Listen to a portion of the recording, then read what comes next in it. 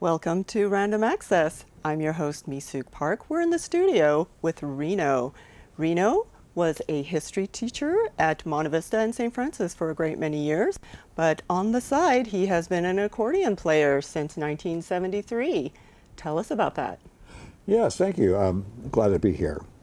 The accordion has been my best friend, and I've played a lot of professional gigs. I mean, like 150 a year. Wow.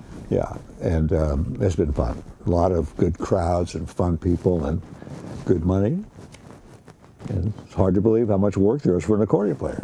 Wow, that sounds great. That's not something that I would have thought of right off the bat, but accordions have a very long history.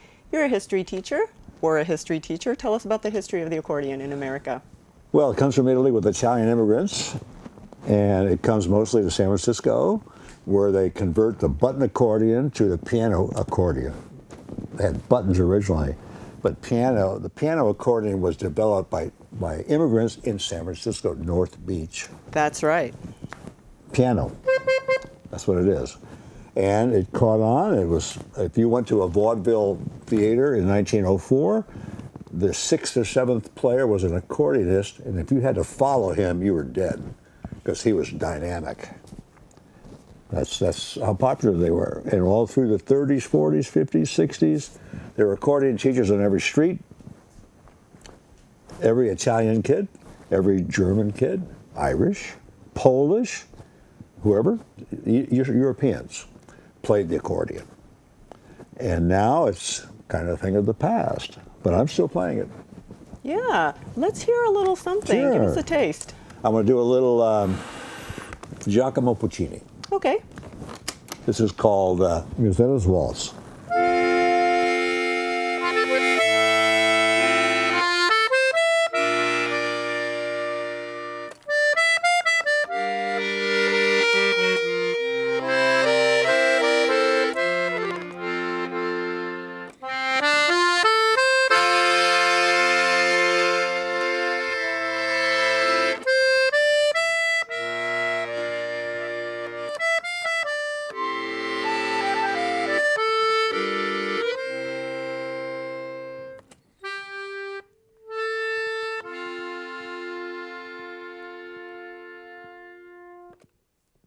Nice. I feel like I'm in a French movie, like I'm walking down the Seine and Italian, yeah. I'm hopefully smoking.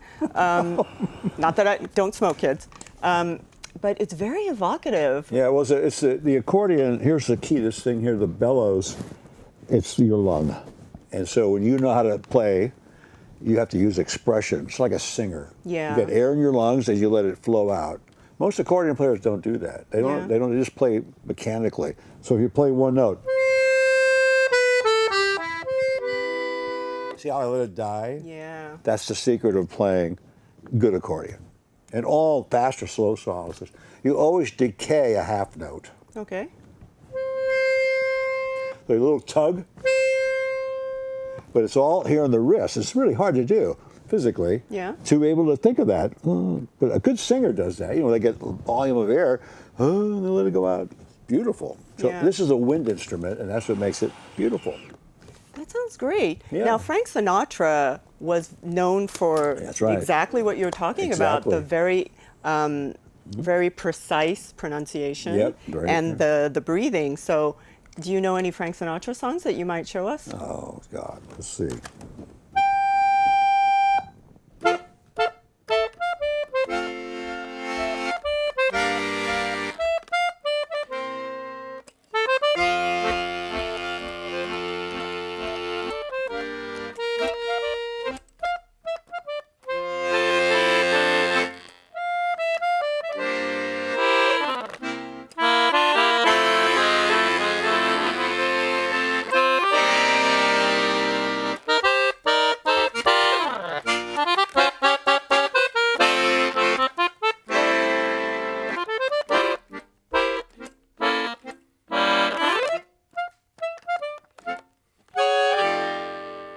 See the dynamics? Yeah. That's what you do. You have to learn how to do that. Great song, New York, New York, by mostly people know it from Frank Sinatra. Yeah. But now we went from Italy to San Francisco to Paris to New Want to hear a York. French song? Sure, let's hear it. One of my favorites.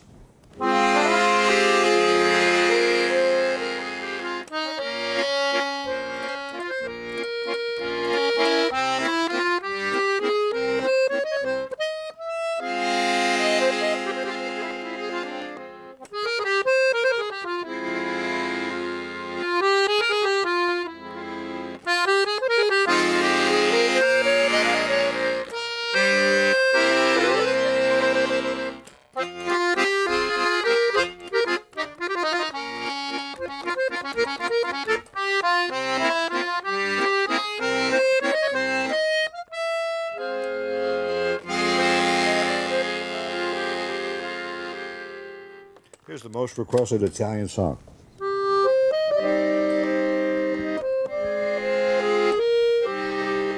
theme from The Godfather. Absolutely.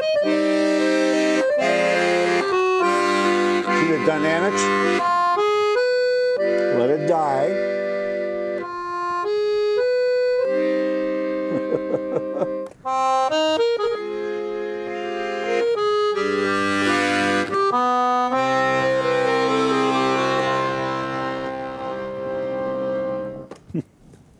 That's beautiful. It's a beautiful instrument. It's much maligned, but it is a beautiful instrument. And the thing is, it's been associated with polkas, and people think Lawrence Welk, he killed the accordion. Even though it was very popular, he killed it. Well, those of you who weren't alive in the 70s, Lawrence Welk was known for being very mellow, lots of bubbles, but this is real live accordion music, and it sounds much different. Yeah, Myron Florin could do this. He was a great accordionist, but mostly they emphasized the sparkling part of it. Yeah. And the accordion is like a violin. It's a beautiful instrument, especially the handmade ones. Most accordions are made in China. Yeah. But Can you metal. tell us about this one? Yeah, this is 75 years old, Sinola, made in Castelfidardo on the Adriatic Ocean Sea, and there's about 30 factories left there. But in the 50s, they were producing millions of them for the whole world. And this is handmade. It's been restored. Now it's worth about $3,000. I paid $2,300. I put about $5,000 into it. But that's what happens. It's, you just love to have a good sound. So this has a good sound. The clarinet, this is the violin switch. It's nice and bright. This is the clarinet switch. More mellow. Jazzier. And I play that in a room like this, which is quiet. But if the room has lousy acoustics, then I go. Because it projects. Right. Then there's the master. That's all of the reeds, metal reeds. They're all blowing. Okay. So it's pretty complicated. To fix one of these, you have to know what you're doing. Yeah. Very hard.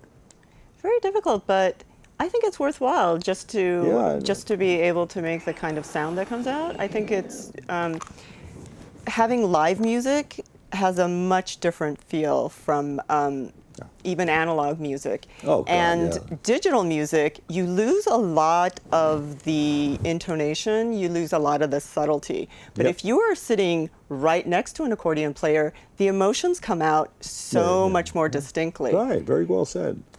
Yeah, it is. It's like that. You can really project an emotion with this. Absolutely. Any kind. I play at funerals, Yes. and Italian people.